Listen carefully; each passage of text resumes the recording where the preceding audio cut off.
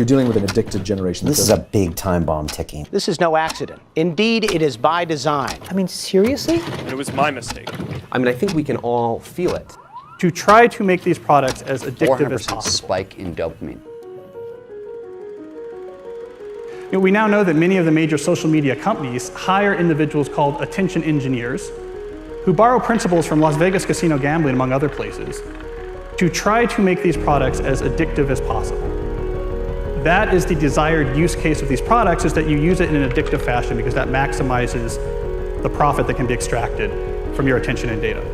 It literally is a point now where I think we have created tools that are ripping apart the social fabric of how society works.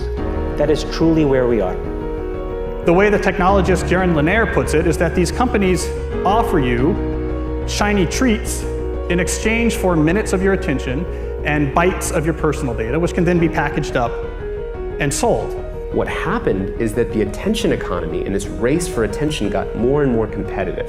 And the more competitive it got to get people's attention on, say, a news website, the more they need to add these design principles, these more manipulative design tactics, as ways of holding on to your attention. You don't realize it, but you are being programmed. Social media tools are designed to be addictive.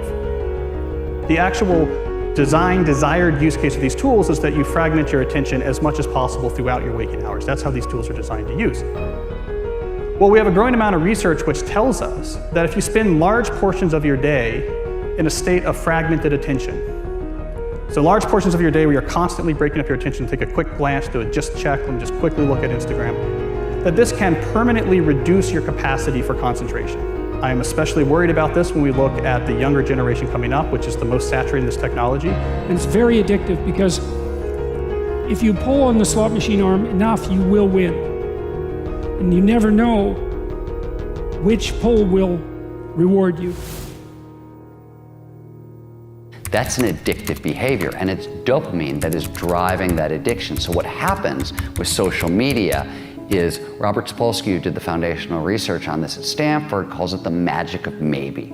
When you look at your phone and maybe there's a text there and maybe there's not, and you don't know, when it shows up, that high you get, that's dopamine. It's the magic of maybe. Maybe it'll be there, maybe it won't. When it shows up, you get a 400% spike in dopamine. That is roughly the same amount of dopamine as you're getting from cocaine. It's slightly less than an extremely addictive drug like cocaine.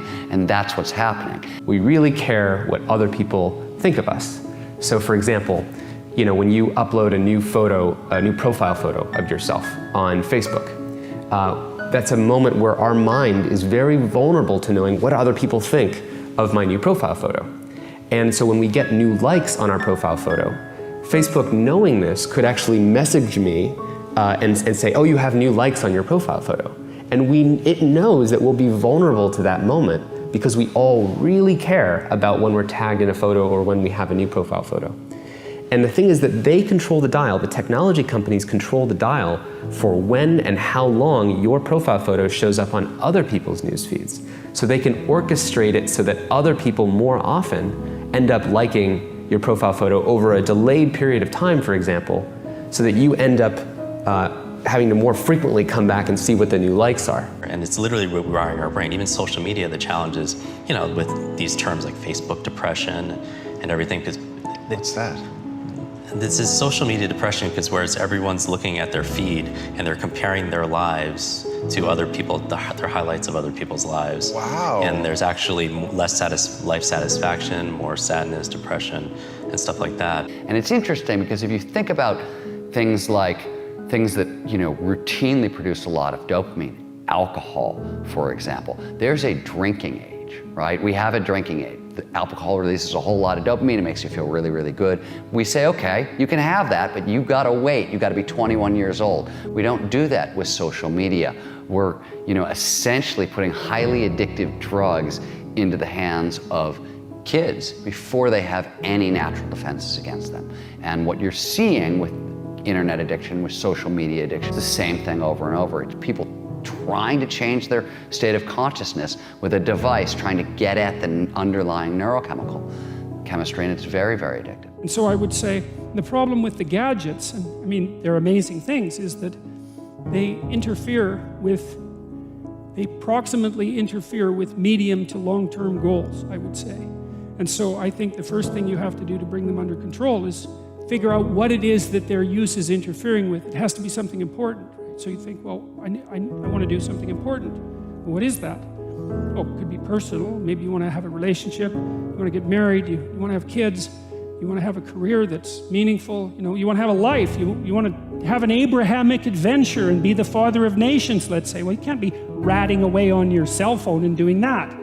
And so I think part of it is to set your sights high and make a plan and figure out who you could be and see if obsessive utilization of smartphone fits into that vision of nobility. And it will partly, because they're unbelievably powerful communication devices, but so often it's for lack of something better to do, and it also interferes. Imagine like when you take that to the extreme, where bad actors can now manipulate large swaths of people to do anything you want. It's a really, really bad state of affairs. And we compound the problem, right? We curate our lives around this perceived sense of perfection because we get rewarded in these short-term signals, hearts, likes, thumbs up, and we conflate that with value and we conflate it with truth. And instead what it really is fake, brittle popularity that's short-term and that leaves you even more, and admit it, vacant and empty before you did it. Because then it forces you into this vicious cycle where you're like, what's the next thing I need to do now? Because I need it back. Think about that compounded by 2 billion people. And then think about how people react then to the perceptions of others. It's really bad. So we know from the research literature that the more you use social media, the more likely you are to feel lonely or isolated. We know that the constant exposure to your friends' carefully curated positive portrayals of their life can leave you to feel inadequate and can increase rates of depression. And something I think we're going to be hearing more about in the near future is that there's a fundamental mismatch between the way our brains are wired and this behavior of exposing yourself to stimuli with intermittent rewards throughout all of your waking hours. So it's one thing to spend a couple hours at the slot machine in Las Vegas, but if you bring a slot machine with you and you pull that handle all day long from when you wake up to when you go to bed, we're not wired from it. It short circuits the brain, and we're starting to find that it has actual cognitive consequences, one of them being this sort of pervasive background hum of anxiety. Here's the thing. The world we live in isn't real. Social media isn't real. And by design, social media rewards us for showing our best life. The edited, posed, champagne, Michelin star, holiday, orchestrated best angle of our life, the highlight reel. But you don't ever see real life, the 99% of our lives, the behind the scenes, the unglamorous, unfiltered, day-to-day, bland normality. And you end up comparing your behind the scenes to other people's fake highlight reel and using others as a mirror or benchmark for how you should look, how successful you should be, or how you should live. These fake comparisons will only serve to make you feel inadequate and inferior to something that isn't even real. Research continually shows that comparing your life to someone else's creates envy, low self-confidence, low self-esteem, and depression. You compare yourself to other people every single day, consciously or subconsciously, and no matter what I say, you're not going to stop because comparing one thing to another is a natural human thing to do. Whether we want to admit it or not, a big reason why anything has value is because there's something worse or better to compare it to. Think about it. An old brick of a mobile phone with a big aerial is only considered amazing in a world before the smartphone. The horse and carriage is only considered a phenomenal mode of transport until the car comes along. The answer isn't to stop making comparisons, because unfortunately we can't control that. But you have to change the object of your comparison. From someone else to yourself. You have to measure yourself against yourself. And by doing this, you start at a base point where you consider yourself to be perfectly fine exactly how you are. But it also is the most effective, motivating, and healthy way to work to improve yourself. You'll become your happier self when you stop putting pressure on yourself to be more like someone else, and when you start comparing real to real. We're in a really bad state of affairs right now, in my opinion. It is eroding the core foundations of how people behave by and between each other.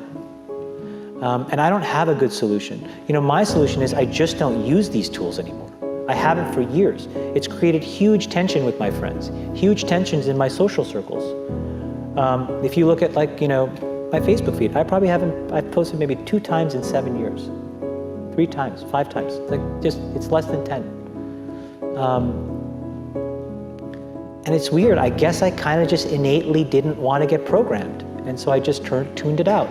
But I didn't confront it. And now to see what's happening, it really bums me out. Back in the 1970s and the early 80s at Xerox PARC, when Steve Jobs first went over and saw the graphical user interface, the way people talked about computers and what computers were supposed to be was a bicycle for our minds. That here we are, you take a human being and they have a certain set of capacities and capabilities. And then you give them a bicycle and they can go to all these new distances. They're empowered to go to these brand new places and to do these new things, to have these new capacities. And that's always been the philosophy of people who make technologies. How do we create bicycles for our minds to do and empower us to feel and access more? Now, when the first iPhone was introduced, it was also the philosophy of these technologies. How do we empower people to do something more? And in those days, it wasn't manipulative because there was no competition for attention. Photoshop wasn't trying to maximize how much attention it took from you. It didn't measure its success that way. And the internet overall had been in the very beginning not designed to maximize attention. It was just putting things out there, creating these message boards. It wasn't designed with this whole persuasive psychology that emerged later. If you feed the beast, that beast will destroy you. If you push back on it, we have a chance to control it and rein it in. And it is a point in time where people need to hard break from some of these tools and the things that you rely on. The short-term dopamine-driven feedback loops that we have created are destroying how society works. No civil discourse, no cooperation, misinformation, mistruth. And it's not an American problem. This is not about Russian ads. This is a global problem. Mr. Zuckerberg, would you be comfortable sharing with us the name of the hotel you stayed in last night?